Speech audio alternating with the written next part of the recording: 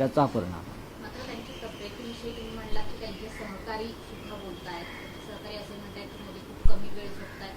हे ठोस तब्येतीविषयीची माहिती तुमच्या कानापर्यंत झोप न येणं हे सुद्धा आजाराचं लक्षण आहे. झोप न येणं हे गंभीर आजाराचं लक्षण आहे. जर ते कमी वेळ झोपतात असं कोणी सांगत असेल तर एक माणूस इतके वर्ष झोपत नाही आणि त्या झोपेचं राजकारण करतो, तर कमी झोप येणं किंवा झोप न येणं हे सुद्धा प्रकृती बिघडल्याचं लक्षण आहे किंवा मानसिक स्वास्थ्य ठीक नाही, चिंतेमुळे त्यांना झोप लागत नाही, हे सुद्धा त्यांचं आरोग्य बिघडल्याचं लक्षण आहे. राऊसाहेब, तुम्ही म्हणालात की मोदी आता थकले आहेत, तसं जाणवत आहे, तसं दिसतंय. तशी एक कबुली नितीन गडकरींनी दिली आहे की मीही थकलोय. भले आता नवीन स्टेटमेंट येत आहेत की माझ्या विधानाचा विपर्यास नाही बघा, नितीन गडकरी त्यांच्या विधानावरती भाष्य करायला समर्थ आहेत.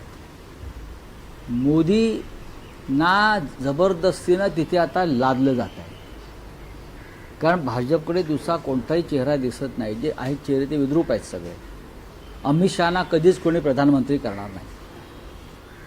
अमित शहा त्यांची किती इच्छा असली, त्याने किती कारस्थानं केली, त्याने किती पक्ष फोडले, त्याने किती खासदार गोळा केले, त्याने किती मोदींच्या विरुद्ध स्वतःचं गँग निर्माण केली खासदारांची, तरीही त्यांना कोणीही देशाचं पंतप्रधान होऊ देणार नाही, हे लक्षात घ्या. त्याच्यामुळे मोदींना चालवलं जात आहे.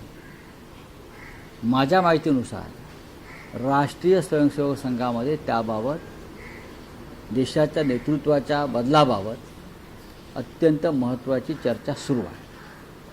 पण देवेंद्र फडणवीस यांनी भाजपच्या केंद्रीय समितीमध्ये जाणं किंवा त्यांची वर्णी लागली, याकडे तुम्ही कसं पाहता? मी तुम्हाला वारंवार म्हटलं आहे, त्यांना केंद्रात जावं लागेल. मग ती त्यांच्या पक्षाची राष्ट्रीय कार्यकारिणी, केंद्रीय समिती आणि त्याचबरोबर त्यांना